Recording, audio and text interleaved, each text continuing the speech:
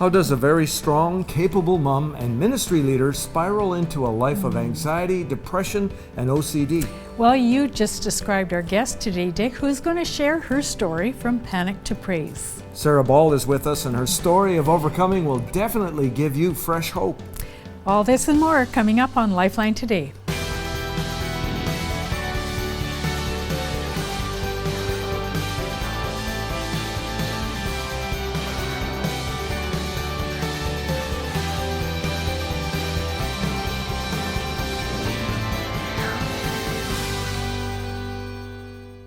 Welcome to the program today. You know, let me prepare you for our program today because I believe it's going to minister to a lot of people. Our guest today is Sarah Ball, and she's gone through quite a journey that she's going to share with us. And when you hear her story, you may be one of those that need to call for prayer and just receive ministry, receive encouragement, because I know it's going to relate to a lot of people. Well, welcome to the program, Sarah. Welcome, Sarah. Thank you. So good Thanks to for have you having here. me. Yeah. Sarah, you're from? I'm from Coaldale, yes. Alberta, which is just outside of Yeah. Lethbridge. Mm-hmm. You're a mom, have Yes. 5 children. Mm-hmm. Wow. Yeah. And a very busy woman Yes. as well. You're a writer, you're a blogger. Yeah. Yeah. That's Anything awesome. You else have a you want to blog. add to that? Oh my goodness, the list goes on. I'm a very Yes. busy woman. Very yeah. busy woman. Yes. Which then only just makes this story that much more significant because you do have all these other responsibilities. Yeah. And then ended up experiencing just a real spiral, didn't you? Yeah, I did. Yeah. And you know, I'm not like I'm a lot like many other women out there who have a lot of responsibility, a lot of things on their So plate. you think this is pretty common then? Yes, more common than we know, Well, it seems surprisingly. like, you know, Wow. the supermom syndrome Yes. is huge Yeah, out there. yeah, You know, it do is. it all. Yes. Work, have a children. lot of pressure. Look after them, and then all the, you know, church activities and involvements and things Yep. like that. Yeah. And you're a writer, so that would be another thing. Yeah, exactly. And yeah. just tell us a little bit about your story. Sure. Take us on your journey. How did you, as that capable person, spiral into the life of depression, despair, anxiety, and then OCD? Yeah, it's you know, I've always considered myself a suck-it-up princess kind of person, very strong. A lot of people always relied on me. Sarah will know what to do when the walls come tumbling down. Yeah. Very dependable. And there was a moment where someone had prayed over me and they said, Sarah, you're going to have a deliverance ministry in the area of anxiety, depression, and OCD. And my response was, well, yeah, I can do that. I can tell people to be tougher and suck it up, and right. And Oh my goodness. yeah, that's dangerous thought. Yeah. So I thought, yeah, I could totally see that being a It good is fit. a And I'm a dangerous writer, and yeah. And it was about a year later that I started with burnout, just being tired, and I just had my 5th baby and a little bit of that postpartum tired, but still not giving up any ministry or any other tasks. And that tiredness eventually just turned into a little bit of depression. And eventually that turned into a really severe breakdown that ended up being anxiety, panic attacks, which eventually led into more severe mental illness like OCD. So it was a slow process, but it seemed like all of a sudden So when it you happened. slid into this. What's that Yeah. timeline? Just so to help me. I'd say about a year to 2 years. So a Really? year Okay. from when I was like, I'm just really tired and I can't handle the things I used to be able to handle, to full-blown disability. But you started having these panic attacks. And tell us about the day that you were having a panic attack Yeah. and you had to call 911 Sure. on yourself. Yeah, For well, yourself. I had gone through a really stressful season. My mom had had a stroke and had several other people had passed away, and it was just a very unsettling season that I was in. And so I was taking on a lot of responsibility, and I could tell that I just was not doing well and not coping well. And one day I woke up in the morning and I hit the treadmill and I started running, and I thought, wow, my heart rate is racing really fast. And so I thought I better get down and just kind of sit down. Well, it didn't go down. And so I thought, oh, that's not good. And then I just started pacing around the house hoping to feel better, and it just began to escalate, and I thought, I'm having a heart attack.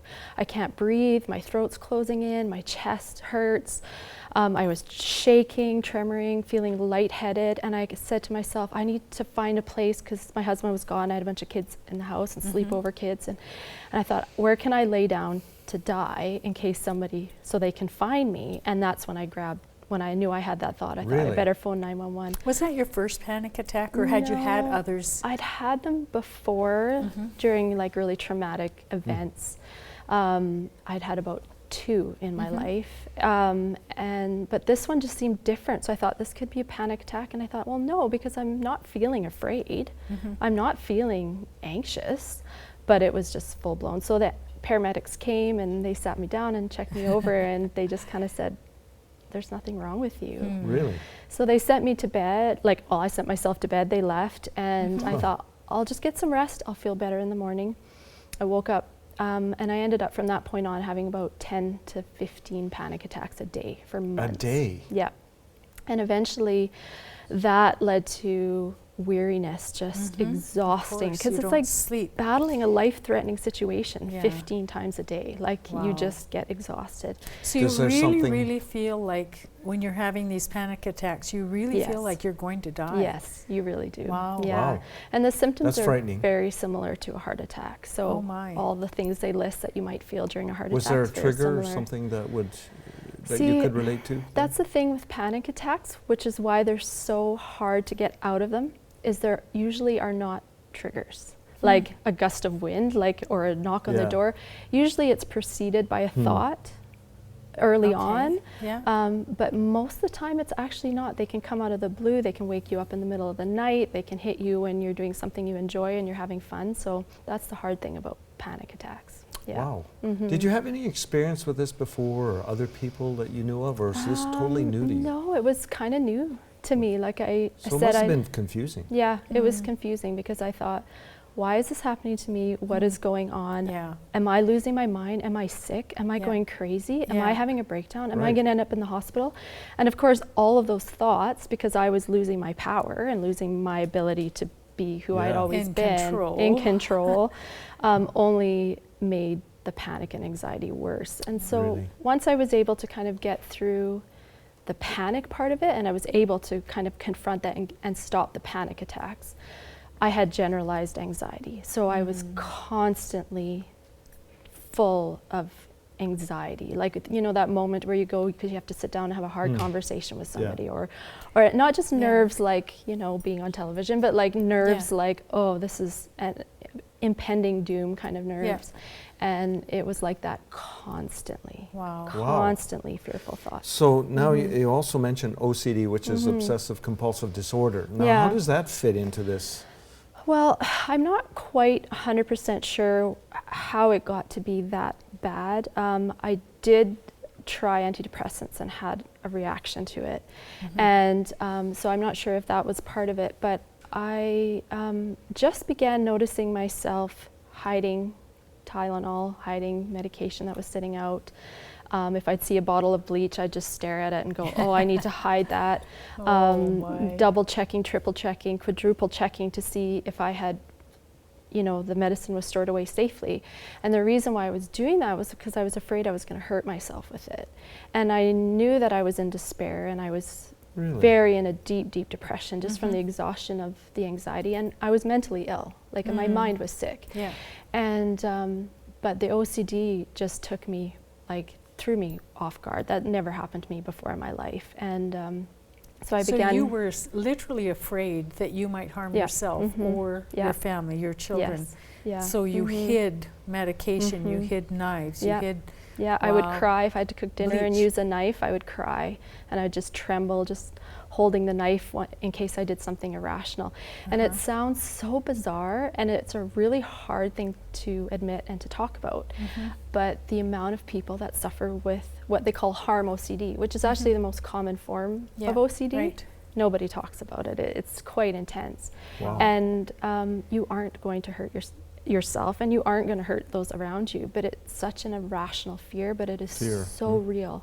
It is so real in the moment. So what's agoraphobia? What's that? Agoraphobia is when you're afraid of the outside world, so to speak. So afraid to leave your house. For me, it was almost afraid to leave my room. That was my safe place. My bed was the only place. Even to get up and go to the washroom, I was nervous to lock the door, you know, and hide myself away from people. And or to shower. Or to shower, yeah, because I was alone and I was, you know, no one could hear me or see me space. In case I did something. And so it just became, you know, a trip to the grocery store was a huge event for me. Yeah. And driving was a huge event for me. School functions was a huge event for me. And this is from somebody who ran it all and did it all with confidence. Like it was just like today, you are a great communicator. Thank you. The person you're describing just seems to be somebody else. Oh to yeah. me. Yeah, absolutely. Thank God. Yes. Hey? Yes. Yes. So, you know, this is quite a story. I just want to say to our viewers, as I'm just listening to Sarah, you know, there's bits and pieces in her story that every one of us can relate to. Oh, maybe not to the same state, but just shows you how fragile we can be at times. And we're going to hear more from Sarah too. Intricately made we are and put together. Just wanted, before we go to a break, I want to ask you this question. Sure. At what point did you realize that you were literally fighting for your life and you really needed help? I think the moment for me was when I pulled into the garage in my house with my kids in the car, and I hesitated for a moment to turn off the ignition. And I just thought, okay, I can't help myself anymore. This is bad. So you were borderline suicidal then already by that time? Yeah, for sure. Yeah, if not just exhausted. Just that's sometimes those suicidal thoughts. It's just exhaustion. You don't want to die. You're just tired. But you realized at that point you needed, you really needed help. I really needed help. And then I know you told me at that point you just cried out to God. Yes. Because you'd already been to medical doctors, already had been on medication that you had huge reactions to and you couldn't take them, you had to be off. And so God was going to be your source. I was in a trust God or die scenario. So we're going to take a quick break here, but when we come back, we're going to talk about your journey into wholeness, okay? So if you want to watch these, we'll be right back. Did you know we have a new look to our website? Make sure to check it out. We have all the episodes of Lifeline Today, Dick and Joan's story, life apps, and more. Check out the new dickandjoan.com.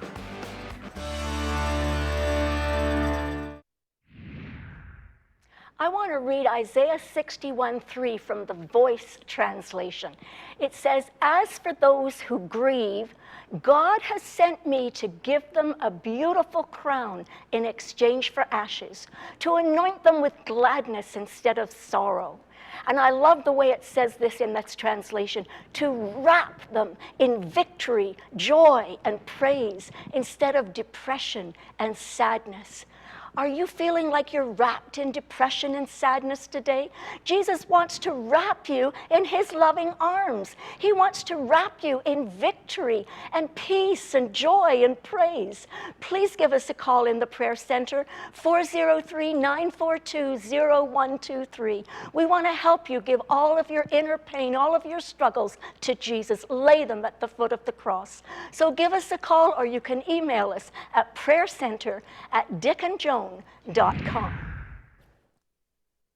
Amazing testimony today. We're listening to Sarah Ball. And what strikes me is what a wonderful mother and wife that we're talking to here, and very, very capable person, and telling this story, and it sounds like somebody completely different, Sarah. It sounds like you're talking about someone else, but this is you.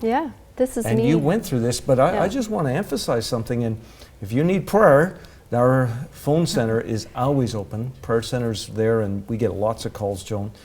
You may want to be listening to this, but also if you're recognizing yourself in this testimony, go to the phone right now. There's help for you. It just is absolutely amazing, because you here today are completely opposite of what you're describing.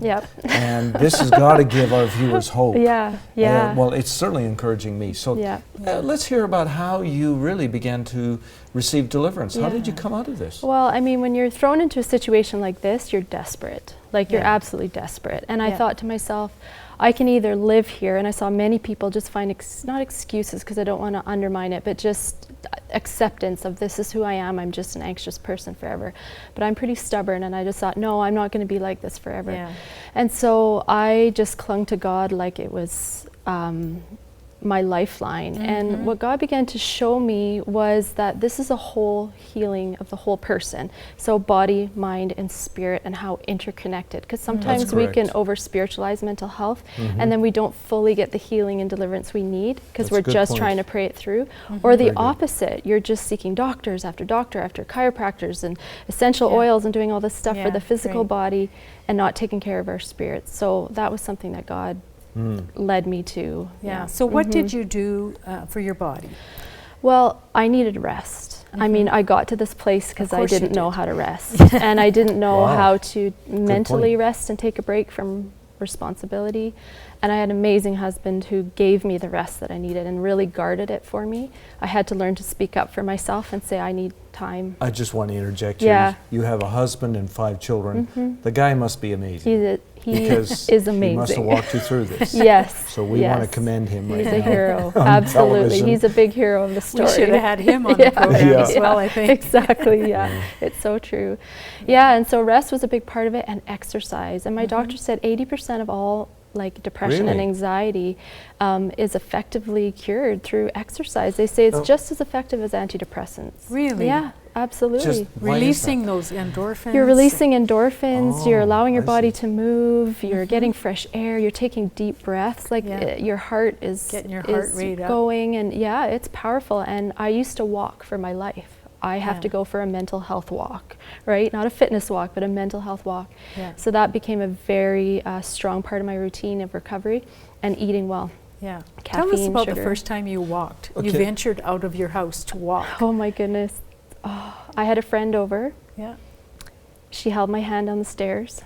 I got maybe 3 squares in the sidewalk. I had to stop for a moment. And she's like, you can do this. Walked another 3 squares. See, I mean, you were I so got to half a afraid to block. go out of your house that this was a milestone for it you was just huge. to get out and walk. And one day was half a block, and then it was a block. And But you said something about caffeine and sugar. Yeah. You had to cut that down? Yeah. Is that now, is that generally the case, or is Well, that because if you you're were struggling with anxiety and your heart's racing and you're, this and that, those kind of things just stimulate that kind of, Not everybody. And now I love my coffee. I drink it was with just great gonna joy. say, I'm kind of a fan of Tim Hortons. So. You only have to give it up for a season. For a season. But nutrition was really, it's really huge. important. Well, did you have were you not eating properly as I definitely was, but I just started realizing the connection between bad foods and good foods for me. So.